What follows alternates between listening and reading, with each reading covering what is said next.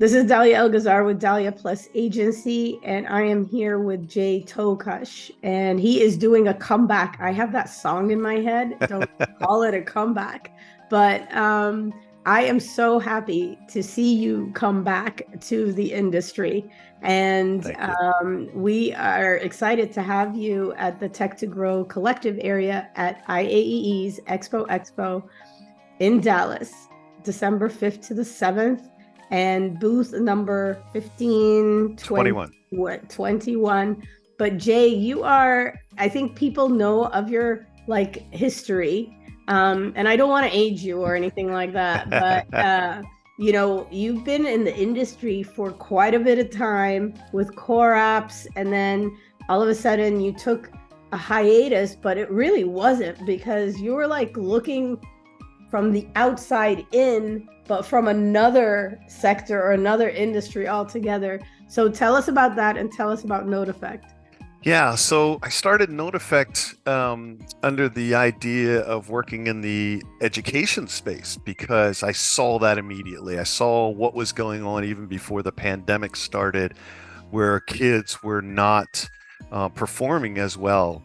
And I looked at that and I said, I've got an idea behind that, and I wanted to pursue that idea. And so we focused on education from that perspective, and it went really well. One of the big things that we focused in on was making teachers and students better. And how do we do that? I looked at it and said, it's got to be knowledge retention. And I learned a lot while I was there. I learned that that content being up on the screen that everybody was watching and your notes all separate and all of that is called passive learning, and it's the least effective way to learn. And I thought about, well, what's the most effective way to learn? And it was interactive and engaging learning, right? And so I said, well, how do I make what's going on in the classroom interactive and engaging when the content is the content? They get a curriculum as a teacher, and that's how you have to work with that. And all the same time, in the back of my head, I kept thinking events and sessions and Well, keynote well, speakers. And well, you know what they say, right? Once you're in events, you never can get out of it. exactly. And even exhibitors, right? I was thinking, oh my God, exhibitors, this is all just, and not that passive learning is bad, it's just not the best way to learn. And what we wanted to do was boost knowledge retention. So that was what we focused in on, and developing a product that instead broadcasted the content instead of it just being up on a screen for you to watch, broadcasting that content down to users' devices and allowing them to be able to interact, make notes, annotate, highlight, ask questions directly through their device was the key to being able to do that. That broadcasting part was really the key. And so getting it on their devices, allowing them to do all of that, adding the audio recording to it later and storing it all in someone's web portal, individual web portals for each person, was the factor. And then we did a study and we found that we were able to boost knowledge retention by 40%. And That's a so, lot. yeah. And so kids, from the kids' standpoint, they love it. They wanted to use it for all of their subjects that we could. And I ended up, during the pandemic, it wasn't a big deal because there weren't many people going to events. So I didn't miss it as much.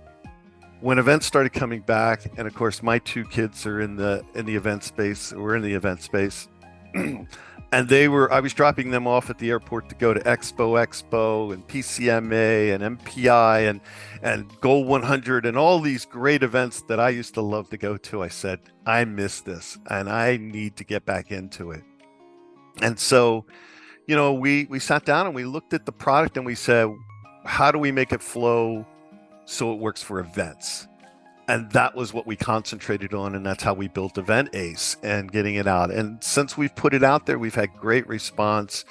It's been fantastic. One of the other things that we did, and we had always built into it, was an AI engine in the background that was measuring performance and usage, participation, and engagement to be able to turn around and give back interest levels down to a very minute detail, and to help with marketing intelligence and sales intelligence, and really helping the presenters and the event organizers from that standpoint. So that was also a key factor behind it, because we didn't want to just make something that benefited the user. We wanted to benefit the people who were paying for it, the people who were using it, the teachers, or the event organizers, or the presenters. All the stakeholders. Yeah, the other stakeholders, exactly, Dahlia. So that was the key to getting them something back for doing this. And really, we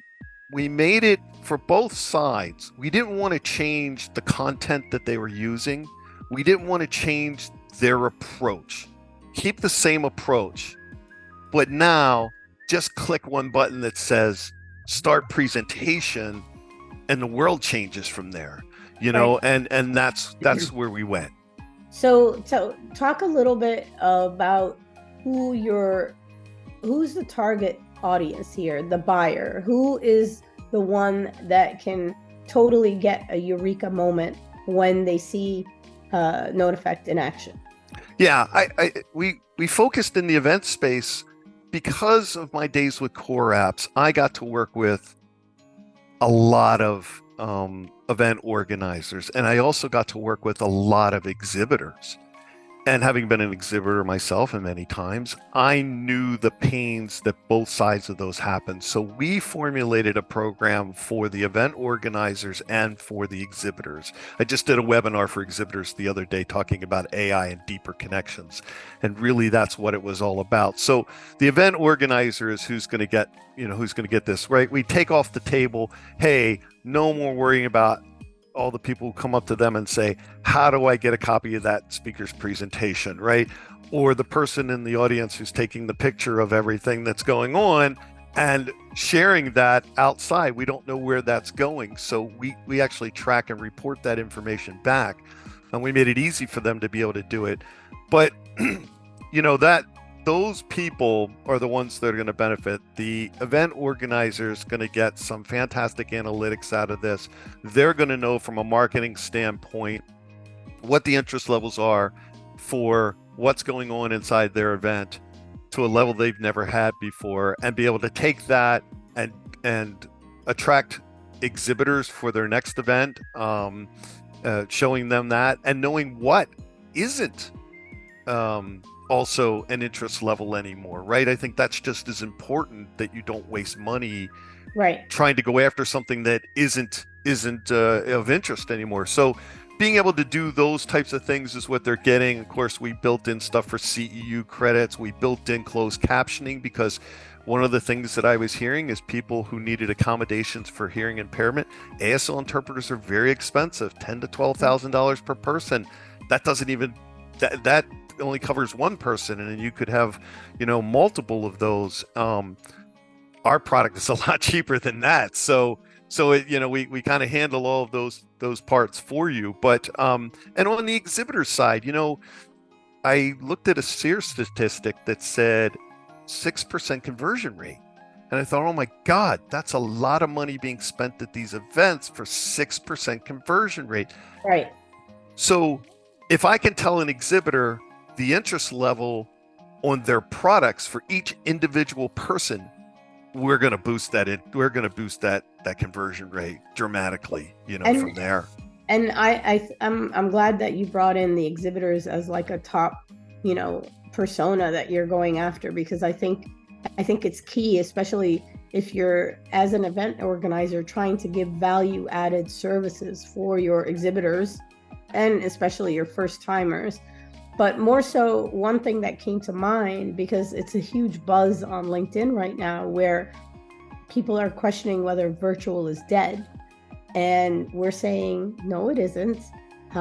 Us as an agency, we're producing, accreditation programs every week for medical, healthcare, professional organizations. And when I'm hearing you talk about, Event Ace and NoteAffect, and I'm thinking this is an ideal tool for the facilitators, for the academia professionals that are doing these workshops, but more so for the interaction spike that they want to have happen within the workshops, that they can do a better job with a platform like yours, or your platform can actually be the virtual event, if you will. It can be. Yeah, exactly. We built it under the design to work the exact same on site as virtual or in a hybrid situation.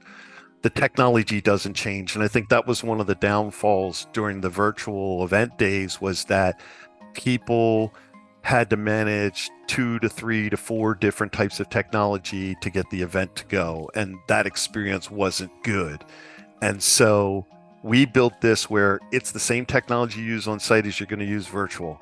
And all you need is a platform like Teams or Zoom or GoToMeeting or any of those work fine to get this interaction here where we're looking at each other, and let us take the content. Because look, whether you're in an event, you're at the event itself, or you're doing it in a virtual atmosphere, or you're doing both, right? I mean, there's plenty of associations who are doing webinars for trainings for other types of learning, and that content's valuable. Yes. And to me, just putting it out there, and I did a post on LinkedIn just recently about the forgetting curve, right? And it starts at 100%, and after 7 days drops below 10%. But the funny thing about that is the 100%, because of the way that most people are presenting the content, is really starting at the level of about 30%. So when you get to 7 days, you have nothing.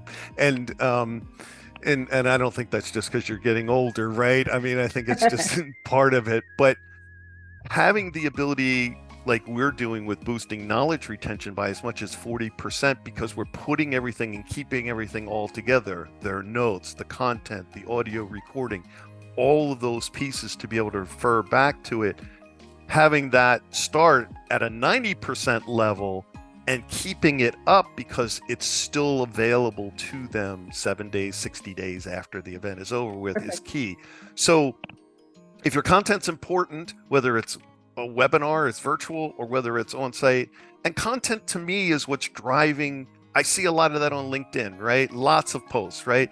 That's Julius Solaris is big on that, and I love following his stuff because he talks about content a lot. So does Adam Perry and you, and how important it is. And I think you have to take a look, and you have to figure out, how do we present it better? And that's really what we set out to do. Perfect. Well, can't wait to see you at Expo. Thank you. I'm looking forward to it. I'm so glad you're back. I appreciate you saying that. I'm so glad to be back. I definitely had, I don't know if it's called FOMO or what it is, but it's more than that. Well, you never really left. So you were just, just took a little short hiatus, right? There you go. There you go. But yep, we're going to see you soon, and see you. Yeah. And then we also have our group chat panel on the 7th. Yep. And I'm looking forward to that too. We've got some good people on that panel, so I appreciate you inviting me. Yeah, we do.